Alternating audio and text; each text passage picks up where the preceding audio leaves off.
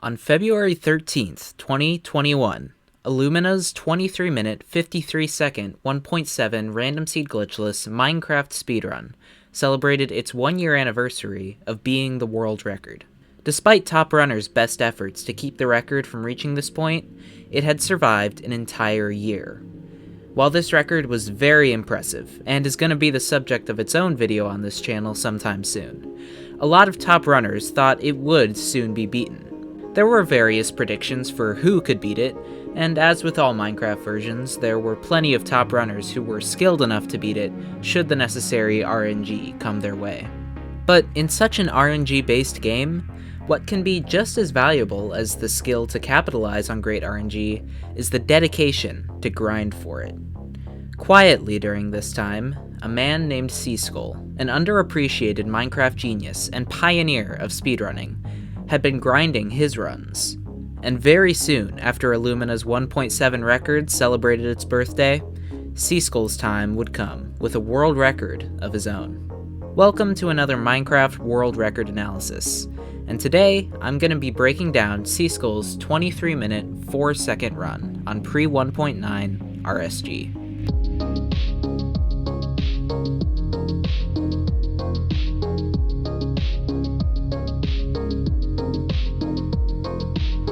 By the way, I really hope you enjoy the video, and if you do, subscribing would be very appreciated. Most of our viewers aren't subscribed, and these videos take a lot of time to make, so when people do subscribe, it helps out a ton. Enjoy the video. We haven't covered pre-1.9 speedruns on this channel yet, and they are very different from the 1.16 runs that most of you probably know about. I'm going to take a few minutes to explain how 1.7 runs work, and the strategies that are used in them, but if you already know 1.7 runs well, you can skip to this time. As in 1.16, the goal for the speedrunner is to get blaze rods and ender pearls, find the stronghold, go to the end, and kill the dragon. It's almost hard to know where to start when talking about the difference between 1.7 and 1.16, because the two categories are so different. But the first thing a runner is going to look for is a desert near spawn. In fact, to go for world record, the runner has to reset until they get a desert spawn with a plains or a savanna nearby. The desert is necessary to get the enderman, and the grass area is necessary to get the sheep and chickens. The run starts with the runner making some stone tools and trying to get 6 iron to make a bucket, shears, and a flint and steel. While occasionally runners will be able to get this from a desert temple or a village blacksmith, there are just far less ways of obtaining loot in 1.7 than in 1.16, and high-level runners actually have the option of mining and smelting iron. The bucket and flint and steel have the same purpose as in 1.16, although it should be noted that hunger is a lot more punishing in this version, and there's a lot more urgency at the beginning of runs to start getting food as fast as possible. On top of that, there aren't many ways to get large amounts of food at once, so runners usually end up burning and killing cows, pigs, and chickens. The last 2 iron ingots, or even 4 if runners want to play it extra safe, are made into shears, which are used to collect wool from sheep for beds, and to quickly get a lot of blocks from trees. Blocks are just as useful in 1.16, but in 1.7, there's an extra step that makes it necessary to have at least a couple stacks of blocks. But first, let's talk about the nether. In world record attempts, runners will go for a first day nether. Lower level runners will likely split the nether between multiple days because the dimension you want to be in is dependent on the day-night cycle. You always want to be in the overworld at night. I'll explain why in a minute. 1.7 runs are far less nether dependent and have a far simpler nether than 1.16. The player's only goal is to find a fortress and get blaze rods.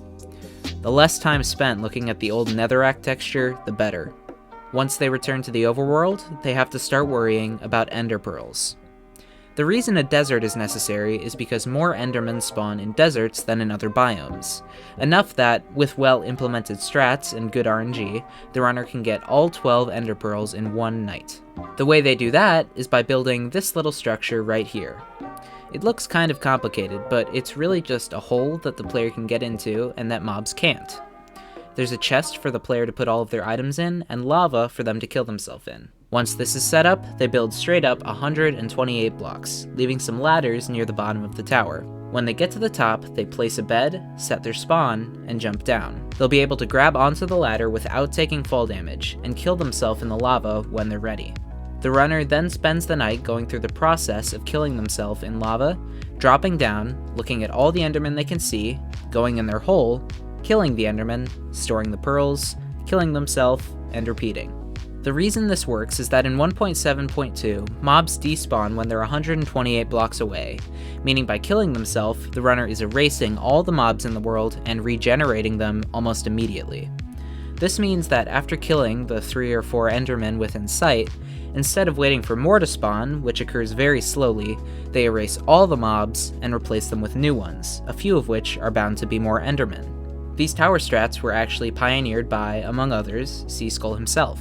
Moving on. In a good run, the player will have all the blaze rods and ender pearls at the end of the first night.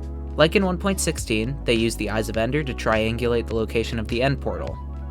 One small time save from 1.16 to 1.7 is that ender pearls will point to the actual portal room, instead of the staircase where the stronghold starts to generate, meaning players won't have to struggle with finding the portal room once they're inside the stronghold. Finally, we have the end fight, which is also very different from 1.16. There's no one-cycling, there's actually no dragon perch at all. The reason the player needed chickens earlier was to get feathers, and the player also grabs a large amount of gravel and slowly turns it into flint while waiting for blaze spawns in the nether.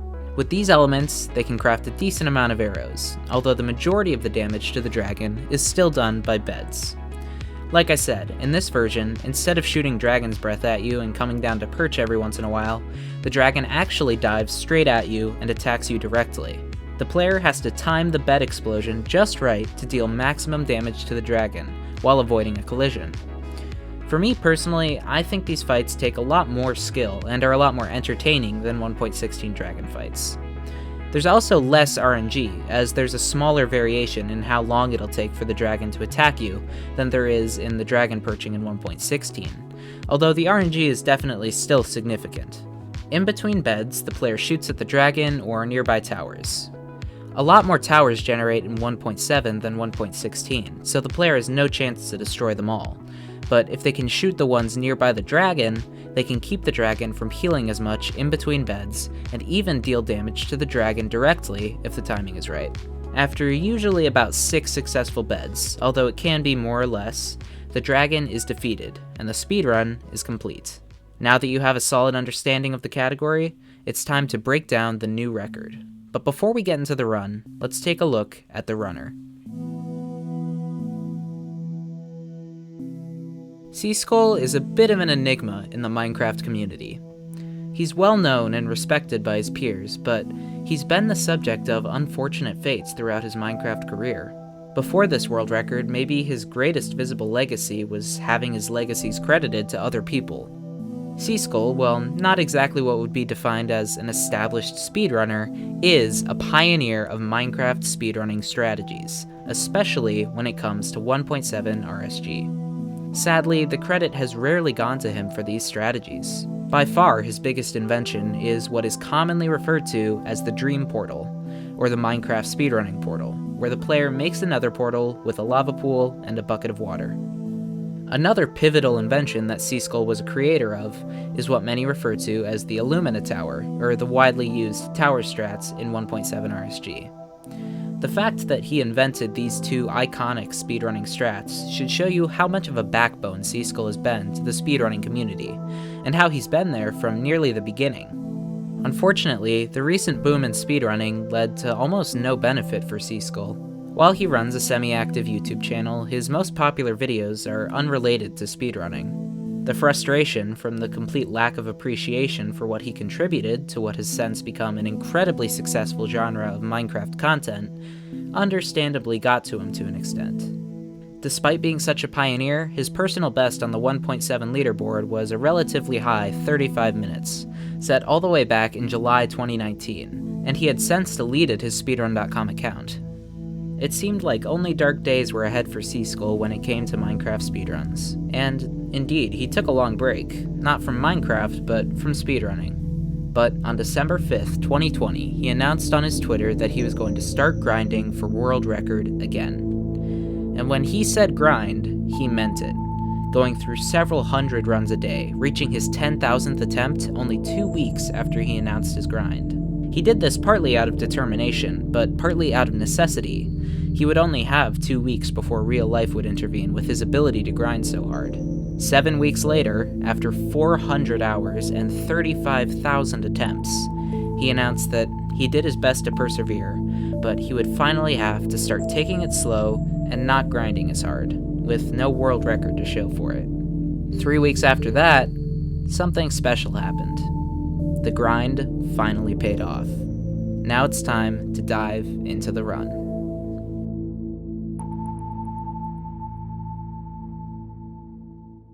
Cscuile spawns in a desert right next to a plains, with a desert temple staring him in the face. He runs over to a tree and grabs some wood, stone tools, and a furnace. He kills a chicken, starts smelting the meat, and then runs over to the plains to grab some gravel and some cows. After mining some more wood and starting to smelt his beef, he does something which is viscerally upsetting to look at. He eats and digs at the same time. I don't know if you've ever seen that before, but I hadn't, and I wish I could go back. After killing the rest of the chickens in the area, he enters the temple at about 2.5 minutes. The temple could have a variety of useful things, but if it has iron, that would be huge. Not only because he wouldn't have to mine as much, but because he can make shears to dig the wool out of the temple. In 1.7, temples spawn with orange wool instead of terracotta. He saves some time by smelting food while he goes into the temple, and uses TNT to destroy the bottom of the temple to save time on loot and block collection. Unfortunately, right below the temple is a ravine, which luckily has a water stream to save his life. After fighting off some mobs, he tries to make his way up the water stream, but the crappy 1.7 water physics cause him to fall, and he decides to dig up. This is easily the biggest time loss of the run, but even so, he's able to recover all the loot and get back to the top of the temple at 4 minutes. The loot was exactly what he wanted. Not only did he get 5 iron, which is all he needs if he's willing to forego crafting shears, but he also got enough gold for 2 pickaxes, which are way faster than stone. Skipping the shears is completely viable in this scenario because he can mine all the wool he needs by hand from the temple and use TNT to collect plenty of building blocks. After doing just that, he leaves the temple at just under 6 minutes with more than enough blocks, all the tools and gear he's gonna need, plenty of wool, and a small amount of food. He ventures further into the desert where he almost immediately finds a lava pool. After making his so-called dream portal, he's into the nether at 6 minutes and 30 seconds. Now the pressure is on. He's only got about 3 minutes to get his blaze rods and get out if he wants to be set up properly when the night comes. He does spot a fortress right away, which is always lucky, but it isn't super close. The terrain is decent with not a ton of bridging required, and he's into the fortress at 7:20. He quickly makes his way to an exposed blaze spawner, and it should be noted that despite the easier PvE, blaze fights can be harder in 1.7 than 1.16. Not only are runners unable to get fire res potions or shields, the hunger and regeneration system is also less convenient for fighting. Most runners make blaze farms, where the only way for the blaze to get to you is to stand next to a gap that you can easily hit it through, but Cscuile saves time by only building minimal protection. What makes his nether insane, though, is his blaze drops.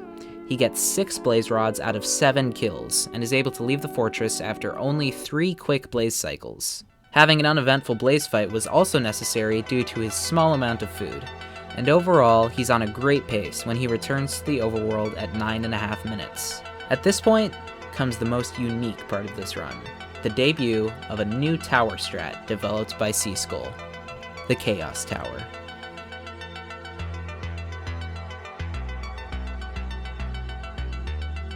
When Cscuile said he was going to stop sharing the strategies he developed until the time was right, he meant it. And I don't mind telling you that when this graphic popped up on the screen in his video, I got legitimate chills. Now, I'm not a Minecraft tech expert, and this is a brand new strat, at least to the general public. I am going to have to make some assumptions about why it works the way it does, but I'm going to do my best to explain how it works, and why it's better than the old tower strat. The setup is fairly complicated, but the end result is this. A small, elevated platform with a chest for your items and lava to burn yourself in. Below the middle block, a hole, surrounded by sandstone, which goes deep enough to kill an enderman from fall damage, and with no blocks that can be picked up by one in the walls. Above the platform, the familiar tower, 128 blocks above the ground, although all the blocks above the bottom one must be sand. Once the night begins, the player starts the cycle of re-rendering mobs and dying, but instead of having to fight each enderman and periodically collect the pearls, the player simply looks at the enderman and stands in the middle of the platform, waiting until they fall into the hole to do it again. This strategy can save up to around 30 seconds per death cycle, with the more endermen being fought, the more time being saved. It may not seem like much on the surface, but the time really adds up, which is apparent when Cscuile drops down to keep his items from despawning at around 16 minutes and realizes he has all 12 pearls. To be honest, I have no clue how he's able to see the numbers when they pop up and disappear so quickly, but I have to assume he did, because after that, he picks up his bed and drops down the tower for the final time. For comparison, in his former world record run, Illumina decided to leave his tower with 11 pearls a full minute later. By my estimation, this was maybe a slightly above average run for the Chaos Tower, as Cscuile had well above average drop rates, getting 12 pearls and 19 kills, but he did have a string of 5 death cycles in a row where he got no pearls, so it definitely wasn't totally optimal. Now comes the coolest part of the Chaos Tower, the finale. Cscuile breaks the block below the sand tower and allows all the sand to drop straight down the enderman hole. He waits in the ground nearby for the items at the bottom of the hole to be pushed up through the ground by the falling blocks, and voila, his ender pearls arrive. It's hard to describe just how satisfying the Chaos Tower is to me, but let's just say it's Cscuile's greatest invention since the Dream Portal.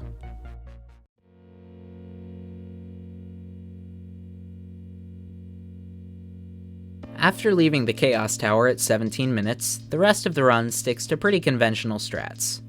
Cscuile stops to grab some string for a bow, and while it starts raining, he's able to sleep through it so he can cook himself some more food.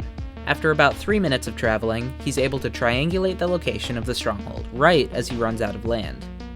It may not seem like he's on great pace to beat Illumina's 23:53 as he digs straight down at almost 21 minutes, but keep in mind that in 1.7, you dig straight into the portal room.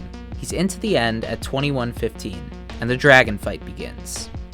While these fights are a lot less straightforward than 1.16 fights, I can tell you that he gets very lucky with the dragon's first 2 attacks, as they both come almost immediately, and he capitalizes, taking almost half the dragon's health with 2 beds.